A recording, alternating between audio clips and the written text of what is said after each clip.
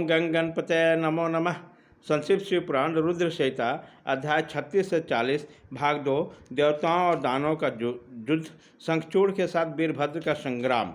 सनत कुमार जी कहते हैं, मुने शंभु तो जीवों के कल्याण करता परमेश्वर बड़े लीला बिहारी हैं। वो काली द्वारा कहे हुए वचनों को सुनकर उन्हें आश्वासन देते हुए हंसने लगे। तदंतर आकाशवाणी को सुनकर तत्वज्ञान विशारद स्वयं शंकर अपने गणों के साथ समर भूमि की ओर चले। उसी समय वे महावीरषभ नंदीश्वर पर सवार थे और उन्हीं के समान पराक्रमी वीरभद्र, भैरव और क्षेत्रपाल आदि उनके साथ थे। रणभूमि में पहुंचकर महेश्वर ने वीर रूप धारण किया। उसी समय रुद्र की बड़ी शोभा हो रही थी। वे मूर्तिमान काल से दिख रहे थे। जब शंखचूड़ की दृष्टि शिव जी पर पड़ी तब वो विमान से उतर पड़ा। परम भक्ति के साथ दंड के भांति पृथ्वी पर लौटकर उन्हें सिर के बल उन्हें प्रणाम किया। इस प्रकार नमस्कार करने के पश्चात तो तुरंत ही अपने विमान पर जा बैठा और कवच धारण करके उसने धनुष बाण उठाया। फिर तो दोनों ओर से बाणों की झड़ी लगी। ये बहुत ही बाण वर्षा करने वाला शिव और शंखचूड़ का युद्ध सैकड़ों वर्षों तक चलता रहा। अंत में युद्ध स्थल में शंखचूड़ का वध करने के लिए महाबली महेश्वर ने सहसा अपना वह त्रिशूल उठाया। उसका निवारण करना बड़े बड़े तेजस्वी के लिए शक्य। वह तत्काल उसके निषेध करने के लिए यूँ आकाशवाणी, शंकर मेरी प्रार्थना सुनिए और इस समय त्रिशूल को मत चलाइए। इस यद्यपि आप क्षण भर में पूरे ब्रह्मांड का विनाश करने में सर्वथा सर्वथ है, फिर अकेले दानव शंखचूड़ की तो बात ही क्या है। तथापि आप स्वामी के द्वारा देव मर्यादा का विनाश नहीं होना चाहिए। महादेव, आप उस देव मर्यादा को सुने और उसे सत्य सफल बनाइए। वह देव मर्यादा यह है कि जब तक शंखचूड़ के हाथ में श्री हरि का परम उग्र कवच वर्तमान रहेगा, इसकी पतिव्रता पत्नी तुलसी का सतीत्व अखंडित रहेगा, तब तक इस पर जरा भी अपनी मृत्यु का प्रभाव नहीं डाल सकता। अतः जगदीश्वर शंकर, ब्रह्मा जी के इस वचन को सत्य कीजिए। तब सत्पुरुषों का आश्रय स्वरूप शिव जी ने उस आकाशवाणी को सुनकर तथास्तु कहकर उसे स्वीकार किया और विष्णु को उस कार्य के लिए प्रेरित किया। फिर तो शिव जी की इच्छा से विष्णु वहाँ से चल पड़े। वे तो मायाओं के भी श्रेष्ठ मायावी ठहरे। अतः उन्होंने वृद्ध ब्राह्मण का वेश धारण करके और शंखचूड़ के निकट जाकर उसने यूँ कहा। वृद्ध ब्राह्मण बोले, दानंद, इस समय मैं याचक होकर तुम्हारे पास आया हूँ, तुम मुझे भिक्षा दो। दीनवत्सल, अभी मैं अपने मनोरथ को प्रकट नहीं करूँगा। जब तुम देना स्वीकार कर लोगे तब पीछे मैं बताऊँगा और तुम उसे पूर्ण करना। ब्राह्मण की बात सुनकर राजेंद्र शंखचूड़ का मुख और नेत्र प्रशंसा से खिल उठा और उसने ओम कहकर उसे स्वीकार किया। तब ब्राह्मण ने छलपूर्वक कहा, मैं तुम्हारा कवच चाहता हूँ।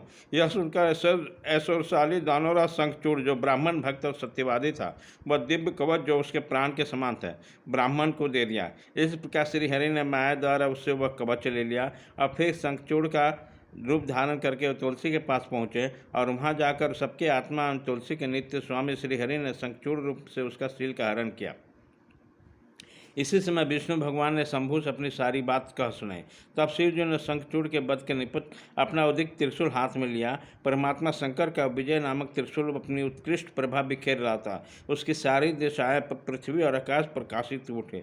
वह मध्यकालीन करोड़ों सूर्य तथा प्रल्याग्नि की शिखा के समान चमकीला था। उसका निवारण करना संभव था। वह दुर्दश, कभी व्यर्थ न होने वाला शत्रुओं का संहारक था। वह तेजों का अत्यंत उग्र समूह, संपूर्ण शास्त्रों का शस्त्रास्त्रों का सहायक, भयंकर और सारे देवताओं तथा असुरों के लिए दूसरा था।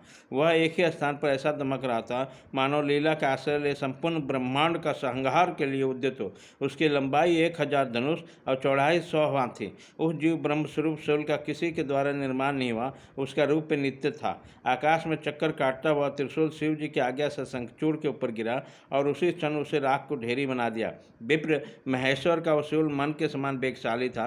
वह शीघ्र अपना कार्य पूर्ण करके शंकर के पास आगे पहुंचा, फिर आकाश मार्ग से चला गया। उसी समय स्वर्ग में दुदंबियाँ बसने लगी।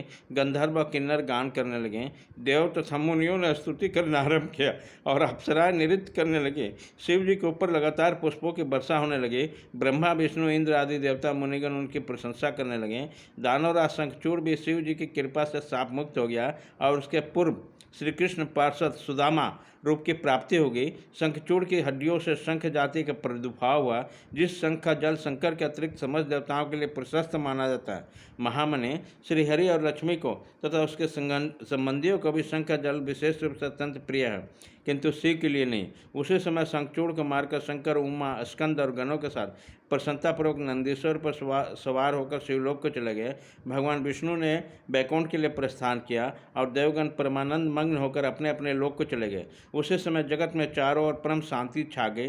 सबको निर्विघ्न रूप से सुख मिलने लगा। आकाश निर्मल हो गया और सारी पृथ्वी पर उत्तम उत्तम मंगल कार्य होने लगे। मुने, इस प्रकार मैंने तुमसे महेश का जिस चरित्र का वर्णन किया है वह आनंददायक, सर्व दुखारी, लक्ष्मीप्रद तथा संपूर्ण कामनाओं का पूर्ण करने वाला है। अध्याय 36 से 40 भाग 2 खत्म।